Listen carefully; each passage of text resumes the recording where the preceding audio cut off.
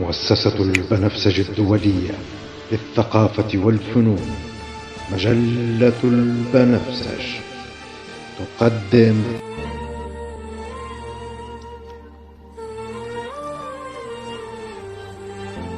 غجرية من حضارة شقائق النعمان. يقولون لي: أنت امرأة إن هل طيفها تفتحت دفوف الجفور على أشواقها، وجثى الحرف على ركبتيه يسجد لأناملها، كأنهم لا يعلمون أني لست شاعرة، لا يعلمون أني غجرية من حضارة شقائق النعمان. الأحمر ابن شفاه، وأن الأخضر ريف حافياتي. لا يعلمون كم من رحلة ألغيت من فوق غيم الموسيقى، لأنها كانت خارج حدود أريجي، وأن ملعب الخيال لا يتسع لصراخ حرفي.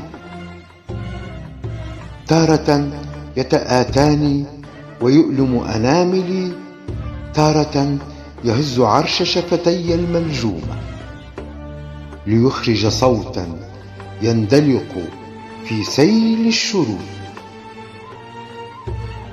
لا يعلمون لدي غرفة مجاز واسعة، أبدل زي الحرف واحدا تلو الآخر، أتعثر بمهرج الكلمات، أمازحه قليلا لأكسر ملل ابتساماتي.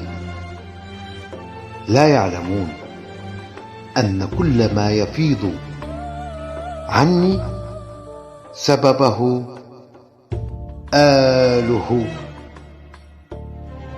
الذي أنتظر زفرته، التي تخدش مرمر الفجر، أنتظرها بأحر من الحر.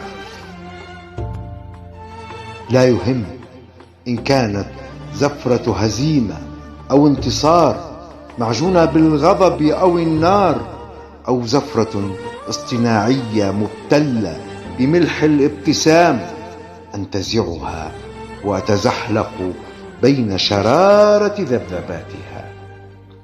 أفتح لها شباك البلاغة، أسقيها من نبع حنجرة الفراتية ليفيض علي بنوبة مجنونة، فأدندنه بتذاكر قبلات الفقر، نبضا مهووسا فيه حد الكبرياء.